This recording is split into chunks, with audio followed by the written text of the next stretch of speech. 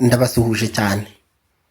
Guhera mu gitabo cy'Itangiriro ukagera mu byahishuriwe Yohana, nta hantu wasanga hagaragara ijambo Noheli. Ubanza nta n'igihamya gihari gifatika cyerekana ko Yesu yaba yaravutse ku itariki 25 z'ukwezi kwa 12. Ndabasuhuje cyane bakunzi. Muri iki kiganiro nifuza kubasangiza ibihamya byanjye n'ibitekerezo nk'umuntu wahisemo kutizihiza Noheli, atari uko nanga Yesu Kristo, ahubwo kubera ko Noheli itaboneka muri Bibiliya nk'isoko y'imyemerere myinshi muri iki gihe. Iki kiganiro ntabwo ari ugutera abantu impaka, nta nubwo ari ukubacira urubanza. Ni ikiganiro kigamije gutekereza biruseho, ugasuzuma ibyanditswe ndetse no gusobanura impamvu y'icyemezo nafashe kuri iyi ngingo. Niba witeguye kumva iki gitekerezo gitandukanye n'icyo wenda wemeye, ibuka gukora subscribe niba utarayikora. Dukomezanye ikiganiro kugera ku musozo wacyo. Ni mwarimu Isaac muganira, ni kuri channel yanyu Isaac Inspire TV. Niho tuganirira. Noheli ni iki ku bantu benshi? Ku bantu benshi Noheli ni umunsi wo kwizihiza ivuka rya Yesu.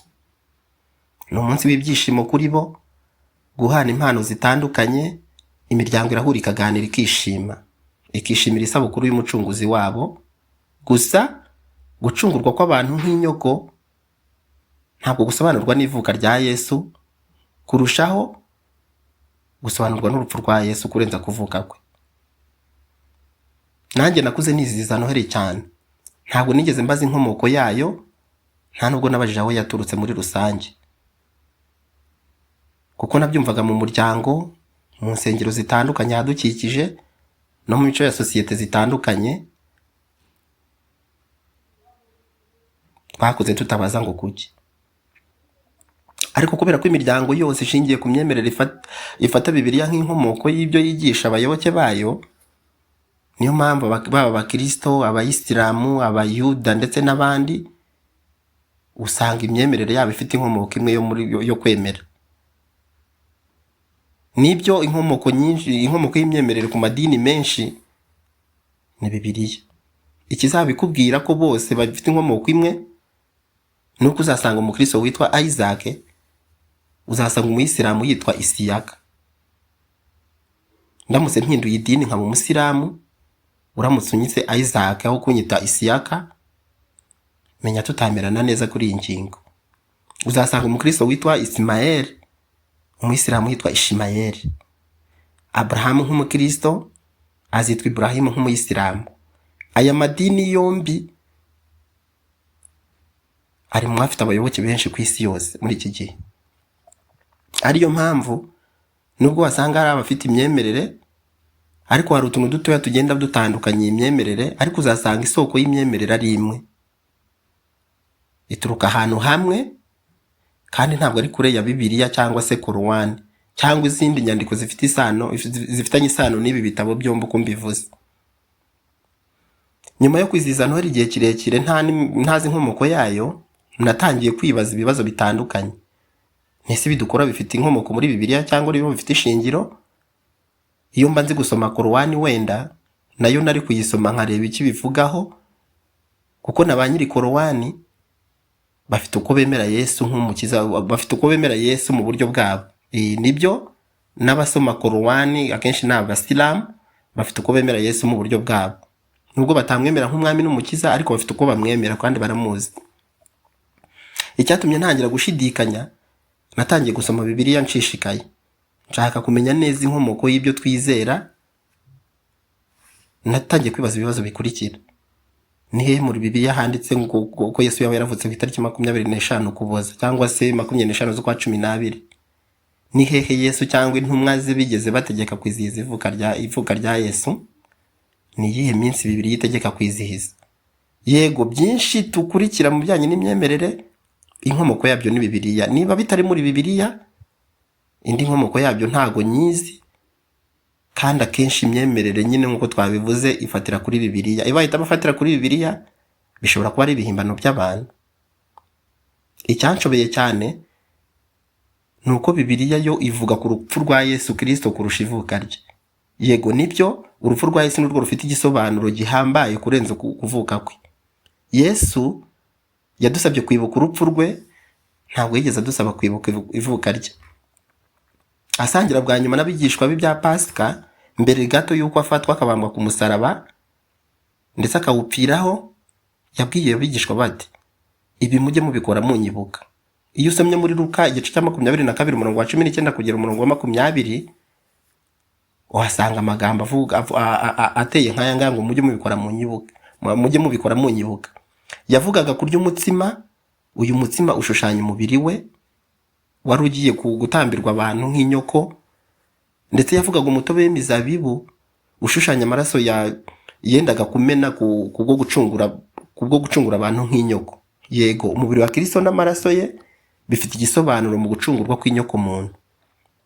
Mu byanditswe, abayahudi bari bafite iminsi bari barategetswe kwizihiza. Wibuke Bibiliya ndetse no muri Korowani usangamo ingingo nyinshi ndetse n'amateka asa nayo usanga mu nyandiko z'abayahudi, cyane cyane yuko n'ubundi Bibiliya inyandiko nyinshi zirimo zikomoka mu nyandiko z'abayahudi.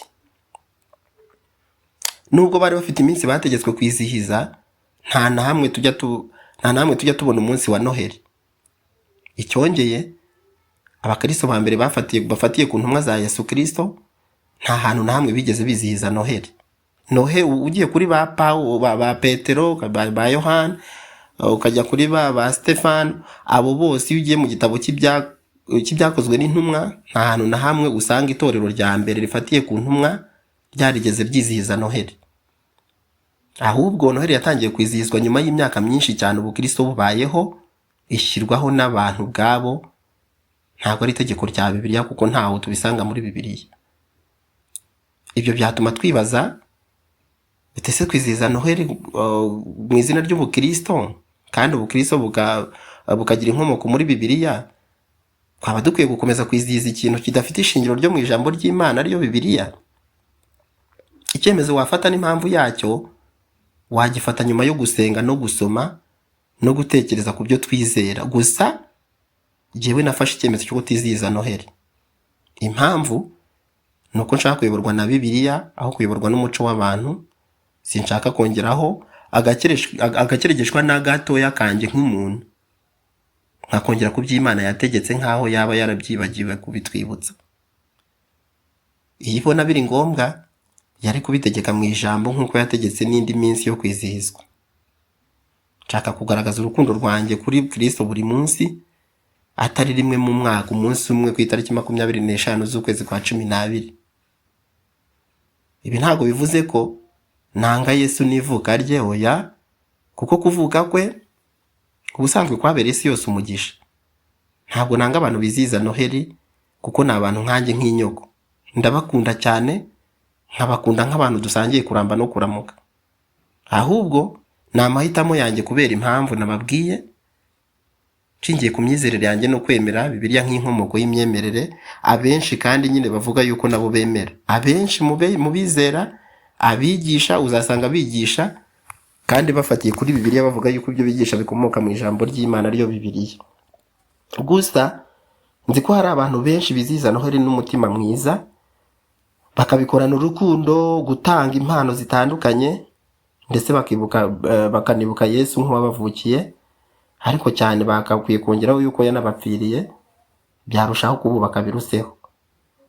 Simbacira urubanza, oya, umucamanza buryo w'abantu n'umwe, nubwo afiteho ijambo ari we nyiri biremwa, kandi waciye urubanza nta nubwo yacu rwakibera. Gusa ku ruhande rwanjye nahisemo kutizihiza umunsi utanditswe muri Bibiliya nk'isoko yo kumenya. Kandi iri hame ryaranyigishije cyane. Icyo ryanyigishije ni ugusoma Bibiliya ku giti cyanjye, kutagendera gusa ku byo nakuriyemo cyangwa se ibyo numvanye abandi gutyo gusa, hanyuma ngo ngire kwizera gushingiye ku ijambo, nkagira kwizera gushingiye ahubwo ku ijambo atari ku mico y'abantu gusa. Ikibazo wenda nasigara nkubaza, ese wigeze bibaza impamvu ukora ibyo wizihiza? Nawe ukwiye kwibaza icyo kibazo. Reka dusoze rero nshimira buri wese wakurikiye ikiganiro kugera ku musozo wacyo. Niba utizihiza Noheli cyangwa se wenda uyizihiza, icyangombwa nuko tujya twubahana. tukaganira mu bwitonzi n'ubwubahane, kuko umwe yizera bino undi akizera biriya. Ariko ikiruta byose ni ukwizera ko twese dufite Data wa twese udukunda, kandi adukunda urukundo rusesuye, kugeza ubwo yatanze umwana we w'ikinege Yesu Kristo ngo atubere igitambo cyuzuye gishimwa, akatwitangira twese nk'inyoko muntu. Niba hari icyo ngukiye muri